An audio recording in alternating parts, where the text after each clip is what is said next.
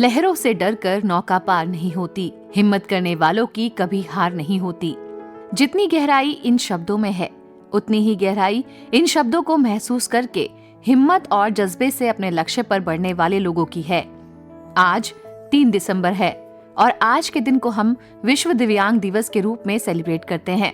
तो चलिए आज के इस खास मौके पर हम आपको मिलवाएं एक विशेष दिव्यांग मेहमान से, जिनका जीवन एक दुर्घटना में ऐसा बदला कि आज वो अपने काम से न जाने कितने दिव्यांग लोगों के लिए उनके जीवन जीने की प्रक्रिया में बदलाव ला रहे हैं। नमस्कार, मैं हूं कविता। आप सुन रहे हैं विश्व दिव्यांग दिवस के मौके पर हमारी खास प्रस्तुति सक्षम है हम। प्रतीक खंडेलवाल, जिनकी जिंदगी में 2014 में एक बड़ा बदलाव आया। एक दुर्घटना में आईटी इंजीनियर के कमर के नीचे का हिस्सा लकवाग्रस्त हो गया और उन्हें व्हीलचेयर पर रहना पड़ा। उस समय प्रतीक एक ऊर्जावान युवा पेशेवर थे, जिनका सफल करियर और सक्रिय सामाजिक जीवन था। लेकिन एक झटके में उनका जीवन पूरा बदल गया और यहीं से शुरू हुआ प्रतीक का एक नया सफर।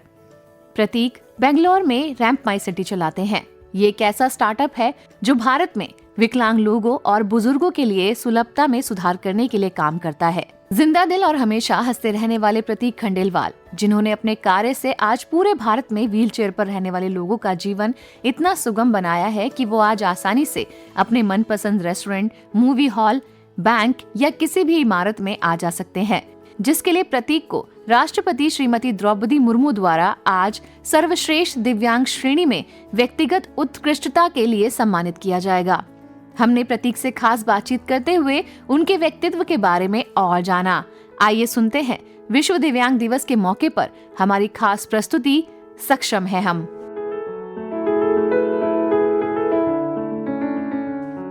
प्रतीक खंडेलवाल जी, सबसे पहले तो आपका स्वागत है हमारे कार्यक्रम में। Thank you Kavita, I am very happy to be here. आज का जो दिन है 3 दिसंबर, इसे हम विश्व दिव्यांग दिवस के रूप में सेलिब्रेट करते हैं। आप इसके बारे में क्या सोचते हैं? मोस्टली अगर हम दिव्यांगजनों को या पर्सन में डिसेबिलिटीज़ को देखें तो मोस्टली एक ये माइनॉरिटी या निगलेक्टेड सेक्शन ऑफ सोसाइटी है। तो I think this day highlights उन लोगों की प्रेजेंस एंड उन लोगों का empowerment. Through this day we celebrate because almost हर कंट्री में as per world bank 15% of its population faces some kind of disability and usually समाज में बिकॉज ऑफ इंफ्रास्ट्रक्चर ये लोग दिखते नहीं है, but because of this day it highlights कि भाई ये जो इतनी बड़ी पॉपुलेशन है हमारे इंडिया में और वर्ल्ड में, उनको इग्नोर नहीं किया जाए और उनकी नीड्स और उनके रिक्वायरमेंट्स और उनके राइट्स को भी उतना ही सराहा जाए जितना कि नॉर्मल पॉपुलेशन को का किया जाता है। तो I think this day is very important for empowering that population in India. Disability की जब हम बात करते हैं तो क्या आपको लगता है कि केवल एक मानसिकता का शब्द है ये? डिसेबिलिटी किसी को भी हो सकती है। जब किसी का अगर कोई पाँव मुड़ जाता है वो भी थोड़े दिन के डिसेबल हो जाता है, किसी का एक्सीडेंट होता है वो होता है, किसी को बचपन में टीका नहीं लगता वो हो जाता है। तो अलग अलग ज़िंदगी के पड़ाव में डिसेबिलिटी किसी को भी आ सकती है। पर डिसेबिलिटी की तरफ एटीट्यूड हम लोगों का कभी कभार ऐसा होता है जो एक स्टिग्मा की तरह होता है। आई थिंक किसी की फिज़िकल डिसेबिलिटी नहीं होती है। किसी की मेंटली अगर आप एटीट्यूड वाइज किसी को अगर आप डिसेबल इंसान को अपने बराबर नहीं मानते हैं तो एक वो सबसे बड़ी डिसेबिलिटी उस आदमी की वो हो जाती है कि when you don't accept another human being as a human being, I think that is the biggest disability. ऐसे में अगर हम आपकी बात करें तो सबसे पहले तो आपको बधाई कि आपको माननीय राष्ट्रपति महोदय के माध्यम से पुरस्कृत किया गया और आपको सर्वश्रेष्ठ दिव्यांग श्रेणी में पुरस्कार मिला। इस पर आपका क्या कहना है? पहले तो मैं सरकार का और मिनिस्ट्री का धन्यवाद देना चाहूँगा कि उन्होंने हमारे वर्क को सराहा और उन्होंने इसको अटेंशन दिया और उन्होंने हमें पुरस्कार दिया इसके लिए। इसके लिए मैं यही कहना चाहूँगा कि रैंप माई सिटी 2020 में शुरू हुआ था एंड हमारा सब शुरू से फोकस यही था कि हम सरकार का ध्यान ग्रैब करने से पहले हम ज़मीनी स्तर पे काम करेंगे ताकि हमारे काम से हमारी पहचान हो। आज 4 साल बाद जब हमने इतना सारा काम इंडिया ऑल ओवर इंडिया में किया है तो सरकार ने भी इसको पहचाना और इसके लिए हमें पुरस्कार दिया।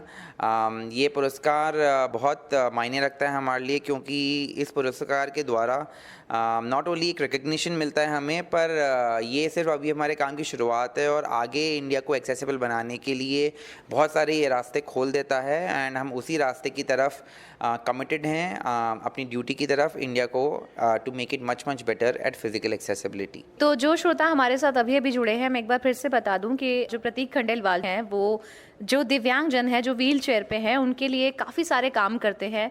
उनके लिए रैंप बनवाते हैं, उनको ये बताते हैं कि दिव्यांग अनुकूल रेस्टोरेंट कौन से हैं, उनके लिए टॉयलेट कौन से अनुकूल हैं, सार्वजनिक परिवहन की सुविधाएं कैसे ले सकते हैं। तो ये तो हमें पता है आपके बारे में, लेकिन अगर आपके काम के बारे में हम विस्तार से जानें तो क्या है आपका कार्य और आपको कैसे ये विचार आया कि आपको ऐसा करना है? मैं पहले यहाँ से शुरू करूँगा कि विचार कैसा आया मुझे। 2014 में मेरा एक एक्सीडेंट हो गया था, जिसके कारण मुझे स्पाइनल कॉर्ड इंजरी हो गया and I became a wheelchair user because मुझे वेस्ट डाउन पैरालिसिस हो गया। 3 से 4 साल मैं घर पे रह के रिहैब कर रहा था एंड आई अंडरस्टूड कि ठीक है, ये शायद स्पाइनल कॉर्ड इंजरी है एंड ज़िंदगी भर आपका रिहैब चलता रहेगा, पर ज़िंदगी जीनी क्यों बंद करनी है। तो एज अ व्हीलचेयर यूज़र जब मैं बाहर जाने लगा, जस्ट टू बिकॉज मैं एम्बिशियस लड़का हूँ, मुझे अपना करियर परस्यू करना था, मुझे आई लव ट्रैवलिंग, मुझे ट्रैवल करना था, आई एम अ फूडी, मुझे खाना खाना था। मेरे वही आदतें हैं जो किसी भी आम इंसान की होती हैं। लेकिन जब मैं बाहर जाने लगा as a wheelchair user तो मैंने देखा कि मैं कहीं भी नहीं जा पा रहा हूँ because of this huge problem of inaccessibility in India. तब मेरे दिमाग में ये ख्याल आया कि सरकार और क्या कोई एक्टिविस्ट या कोई एनजीओ या कोई स्टार्टअप, कोई कंपनी कुछ भारत में इसके लिए कर रहा है नहीं कर रहा है। जब मैंने कुछ खोज इसके लिए किया तो मेरे को देखा कि कुछ भी हो नहीं रहा है। मोस्टली ये पूरा आइडिया ऑफ इंक्लूजन या एक्सेसिबिलिटी काफ़ी आइडियलिस्टिक है इंडिया में। तो वहीं पे मैंने सोचा कि in this adversity I found the greatest opportunity of my life कि चलो अब इसी क्षेत्र में कुछ करते हैं, कुछ बदलाव लेके आते हैं। और किसी और पे एक्सपेक्टेशन रखने से कि कोई और लेके आएगा, उससे बढ़िया हमने सोचा हम ही कुछ स्टार्टअप शुरू करेंगे जो कोई बदलाव लेके आएगी। एंड तभी हमने 2020 में रैम्प माई सिटी शुरू किया। रैम्प माई सिटी का सीधा सीधा काम ये है कि हम डिसेबल फ्रेंडली इंफ्रास्ट्रक्चर प्रोवाइड करते हैं पब्लिक प्लेसेस में, चाहे वो एंट्रेंस हो, पार्किंग हो, रैम्प हो, टॉयलेट हो, एस्केलेटर हो, खाने पीने की जगह हो, इमरजेंसी इवैक्यूएशन हो, ब्रेल हो, टेक्टाइल हो, कुछ भी इंफ्रास्ट्रक्चर जो किसी पर्सन विद डिसेबिलिटी को एक बिल्डिंग में जो यूज़ करता है, जो उसके लिए मायने रखता है, वो इंफ्रास्ट्रक्चर अब रैम्प माई सिटी प्रोवाइड करती है। एंड ये विश्व में पहली एक ऑर्गेनाइजेशन है जिसने 650 से ज़्यादा जगहों पे ये इंडिया में और मोर देन 6 सिटीज़ में ये काम पिछले 4 सालों में कर रखा है। And that is what ramp my city does in short. जब कभी आप कहीं जाते हैं तो डेफिनेटली अब जिसका जो काम होता है उसकी नज़र वहाँ होती ज़रूर है। तो जब जाते हैं रस्तों में, ट्रैवल करते हैं कहीं पे भी, तो बिल्कुल यही विचार आता होगा कि यहाँ है या नहीं। हाँ बिल्कुल, हमारी आंखें एकदम ऑडिटर की तरह काम करती हैं। अभी भी हम जहाँ बैठे हैं सामने आपको दिख रहा है एक रैम्प है। मैं इतनी देर से सोच रहा हूँ ये रैम्प छोटा क्यों बनाया हुआ है। तो हाँ, ऑफ कोर्स हम जहाँ भी जाते हैं एक हमने इतनी जगहों की ऑडिट्स एंड साइट इंस्पेक्शन कर रखा है कि हमें किसी लॉ बुक को देखने की ज़रूरत नहीं पड़ती। हमें और हमारी टीम को हम काफ़ी जगहों को ऊपर से देख के ही बता सकते हैं कि इस जगह की प्रॉब्लम तो हमें पता है, पर हम उस चीज़ का सल्यूशन बताने की कोशिश करते हैं लोगों की क्या एक्चुअली आपको करना चाहिए, ताकि कोई भी पर्सन विद डिसेबिलिटी जब आपकी बिल्डिंग में आए तो उसको कोई तकलीफ ना हो अंदर बाहर जाने में या उस प्रॉपर्टी को यूज़ करने में। तो कैसे कनेक्ट कैसे होते हैं, मतलब लोगों के साथ, या कैसे आपको पता चलता है कि ज़रूरत है यहाँ पर? हमारी सिटी, हमारी ऑन ग्राउंड टीम्स रहती हैं जो काफ़ी डेटा कलेक्ट करती हैं कि कहाँ पे कौन सी जगह को एक्सेसिबिलिटी की ज़रूरत है। जब एक बार हमारे पास डेटा कलेक्ट हो जाता है फिर हम उन जगहों को ये अगली चीज़ जो स्टेप होता है वो होता है कि उन जगहों को कैसे एक्सेसिबल बनाया जाए। इंडिया में यूजुअली अभी इंडिया जिस दौर से गुजर रहा है उसमें डायरेक्टली प्रॉपर्टी ओनर या बिज़नेस ओनर अभी डायरेक्टली एक्सेसिबिलिटी में पैसा नहीं डाल रहा है, और यही हमारे देश की सच्चाई है। लेकिन एक्सेसिबल तो बनाना है। तो हम लोग ये करते हैं कि जब हमारे पास डेटा कलेक्ट हो गया कि भाई इतने हॉस्पिटल, इतने पुलिस स्टेशन, इतने रेस्टोरेंट, इतने मेट्रो स्टेशन, यहाँ पे एक्सेसिबिलिटी की ज़रूरत है, वो प्रोजेक्ट हम लेके कॉर्पोरेट्स के पास जाते हैं और कॉर्पोरेट्स को हम ऑनबोर्ड करते हैं स्पॉन्सर्स, कि वो उन प्रोजेक्ट्स को स्पॉन्सर करे ईदर थ्रू CSR एक्टिविटी और फिलॉन्थ्रोपी एक्टिविटी, और बहुत सारे कॉर्पोरेट आजकल मार्केटिंग एंड ब्रांडिंग के लिए भी कर देते हैं। तो वहाँ से हम स्पॉन्सरशिप उठा के इन जगहों पे जहाँ का डेटा हमने कलेक्ट कर रखा है उन जगहों पे जाके हम वो डिसेबल फ्रेंडली इंफ्रास्ट्रक्चर को इम्प्लीमेंट कर देते हैं। That is the working model of ramp my city. तो प्रतीक, ये डिसेबिलिटी जैसे आपने स्टार्टिंग में कहा कि किसी को भी हो सकती है और ये ऐसा एक मोमेंट है कि किसी भी वक्त आपको कुछ भी हो सकता है, लेकिन जब हम किसी चीज़ के साथ जन्म लिया होता है तो हमें उस चीज़ की आदत पड़ जाती है, लेकिन सडनली अगर हमारे साथ कोई मिस हैपनिंग हो जाए तो वो आदत को खुद में ढाल पाना बड़ा एक सिचुएशन, मैं तो सिर्फ इमेजिन कर सकती हूँ, आपके साथ तो हो बीता है। कैसे उस मोमेंट से बाहर निकले और जब पता चला कि एक्सीडेंट के बाद ये सब चीज़ें हैं तो कैसे अपने आप को संभाला? इसकी स्टोरी बैक टू 2014 जाती है। बिफोर माई एक्सीडेंट आपको अपनी लाइफ बताना चाहूँगा। तो before my accident I had this life where I was a guy in his mid 20s and मेरा एक परफेक्ट करियर था। मेरे पास गाड़ी थी, घर था, फ्रेंड सर्कल था, फैमिली थी, गर्लफ्रेंड थी जिससे मेरी शादी होने वाली थी, and I had everything that a guy in his 20s would dream of. And suddenly 30th of May 2014 को मेरा एक्सीडेंट हो गया और तुरंत ही मेरी ज़िंदगी पूरी पलट गई। जैसे ही एक्सीडेंट हुआ उसके तुरंत बाद मैंने देखा कि I have become paralyse, face down, मेरे बहुत बॉडीली फंक्शंस ख़राब हो गए। And I also saw a treatment from people where I was seen only as a patient, where friends no longer spoke to me, people pitied me. मेरी girlfriend मुझे छोड़ गई and mostly लोगों ने बोला कि इस ज़िंदगी से तो मरना ज़्यादा बेहतर था। एंड ये सब जब हो गया तो उसके बाद जब इट वाज रियली ज़िंदगी का एकदम बॉटम मैंने हिट किया, पर मैंने सिर्फ एक ही चीज़ सोची कि मेरे साथ कभी कुछ बुरा नहीं हो सकता एंड मुझे इसको बदलना है। So I thought I will fight it and I will change it, because एक कहावत है जिस पे मैं बहुत बिलीव करता हूँ और वो मैं बोलना चाहूँगा दर्शकों के लिए। वो बोलते हैं कि किस्मत के भरोसे मत बैठिए, किस्मत खुद आपके भरोसे बैठी है। तो मैंने अपनी किस्मत की जो कहानी थी अपने हाथों में लेने की ठानी, और उसके बाद आगे मैं चाहे वो मेरी रिहैब हो, चाहे रिकवरी हो, चाहे रामा सिटी हो, उसमें मैंने यही सोचा कि कुछ ना कुछ ये मुझे भगवान ने मौका दिया है, कुछ ना कुछ बड़ा करने के लिए, कुछ अपने लिए नहीं लोगों के लिए भी, जो हज़ारों करोड़ लोग जो हैं उनके लिए। एंड आई थिंक वहीं से ये रामा सिटी की कहानी शुरू हुई। ऐसा लगता है कि अगर आप वही ज़िंदगी जी रहे होते और ये ज़िंदगी जो अब आपको मिली है, तो दोनों में जब अंतर देखते हैं तो बेहतर क्या लगता है? I am very blessed to be living this life. यही ज़िंदगी मेरे लिए बनी है। अगर वो ज़िंदगी बनी होती तो मैं आज भी अपने दोस्तों के साथ मजाक करता हूँ कि क्या होता, वही उठते बैठते, शादी हो जाती, बच्चे हो जाते, टेंशन में सो जाते। लेकिन ये ज़िंदगी जो मुझे मिली है जिसमें इतना इम्पैक्ट हो रहा है, लोगों की ज़िंदगी बदल रही हैं, भारत का इंटरनेशनल रिकग्निशन आ रहा है, इतने स्तर पे हम स्केल कर रहे हैं, विश्व की पहली ऐसी ऑर्गेनाइजेशन है जो सब कर रहे हैं, ये दूसरी ज़िंदगी में नहीं मिल पाता। तो वो ज़िंदगी मेरे लिए बहुत ही मुंडेन और बहुत ही बोरिंग लगती है जहाँ से मैं देखता हूँ। आई थिंक ये ज़िंदगी जो है, I think I have been chosen for this life and I totally not even for a single day मैं इसको कभी रिग्रेट नहीं करता हूँ, क्योंकि ये मेरे लिए बनाई गई है and I been chosen by the almighty. And I make sure कि मैं हर दिन सुबह उठ के उतनी ही मेहनत करूँ, जिस कार्य के लिए मुझे चुना गया है उसके लिए उतनी ही मेहनत और उतनी दृढ़ता और उतनी सच्चाई से ये रोज़ उठ के करूँ। तो अब जब आपने रैप माई सिटी उद्देश्य जो है उसको सार्थक कर लिया, तो ये तो आपके लिए भी बहुत सुटेबल हो गया कि आपने जब देखा कि काम हो रहा है अलग अलग स्तर पे, जो थोड़ी बहुत रुकावटें आती थी उन पर तो आपने काबू एटलीस्ट पा ही लिया है। जब लोग आपसे मिलते हैं और लोगों के बीच में आप जाते हैं, तो उन लोगों का जिनके लिए आप कार्य कर रहे हैं, किस तरह के भाव होते हैं जब वो मिलते हैं आपसे?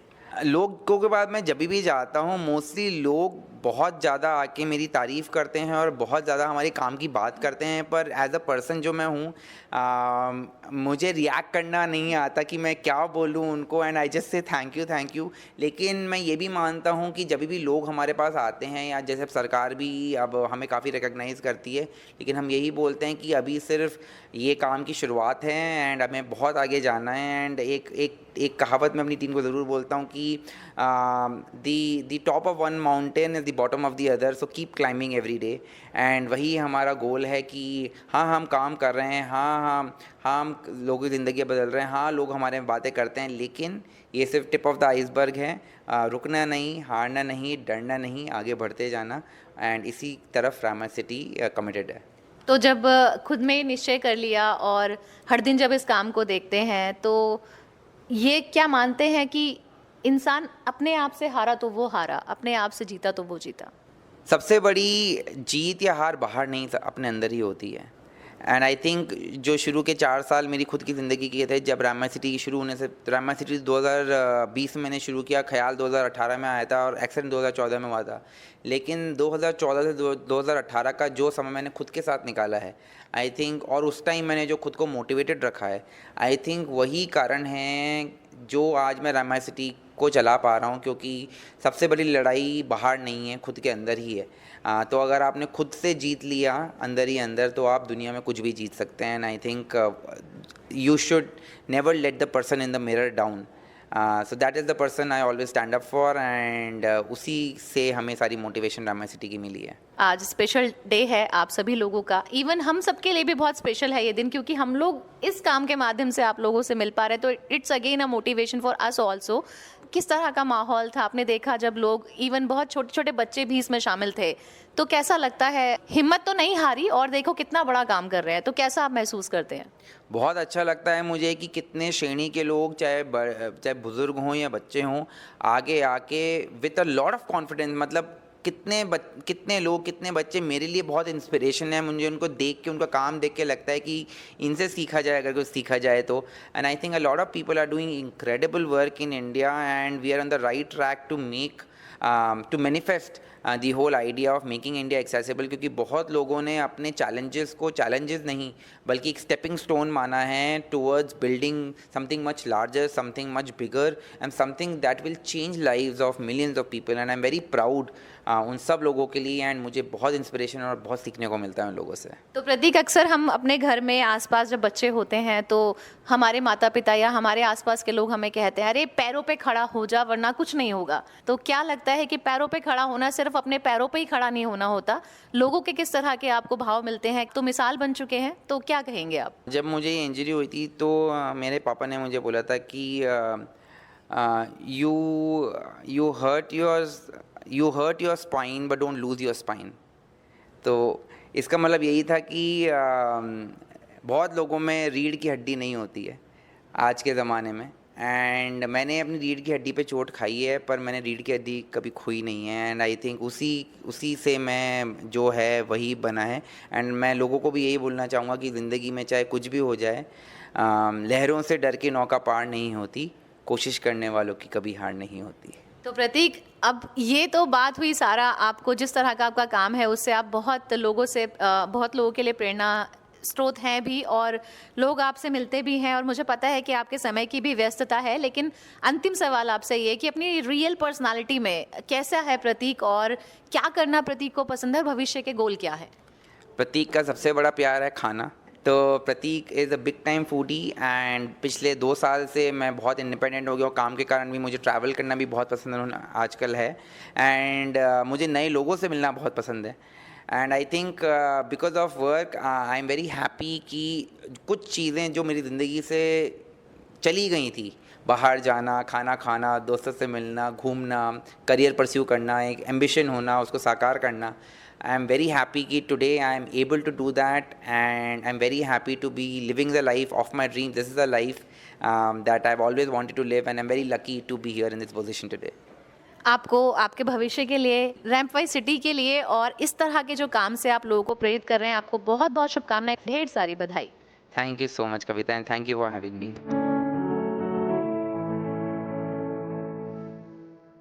दोस्तों, कई दिव्यांग लोगों को बुनियादी ढांचे की बाधाओं की वजह से अपने घर के अंदर बंद रहने के लिए ही मजबूर होना पड़ता है। विश्व बैंक की रिपोर्ट के मुताबिक दुनिया की लगभग 15% आबादी किसी न किसी तरह की विकलांगता से ग्रस्त है। इसका मतलब है कि लगभग 21 करोड़ लोग दिव्यांग हैं। दिव्यांग समुदाय सबसे बड़े और सबसे हाशिए पर रहने वाले समूहों में से एक है, जो अक्सर अदृश्य और अपने घरों तक ही सीमित रह जाते हैं। ऐसे में प्रतीक खंडेलवाल अपने कार्य से इस खास समुदाय के लिए प्रयासरत हैं। इन्हीं शब्दों के साथ कविता शर्मा को दीजिए अनुमति। सुनते रहिए अपना रेडियो 96.9 FM। नमस्कार।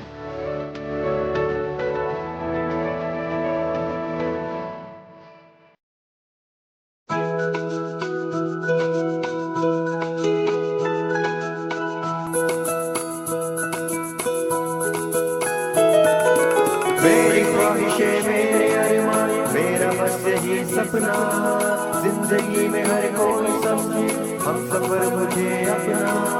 अपना, बस अपना।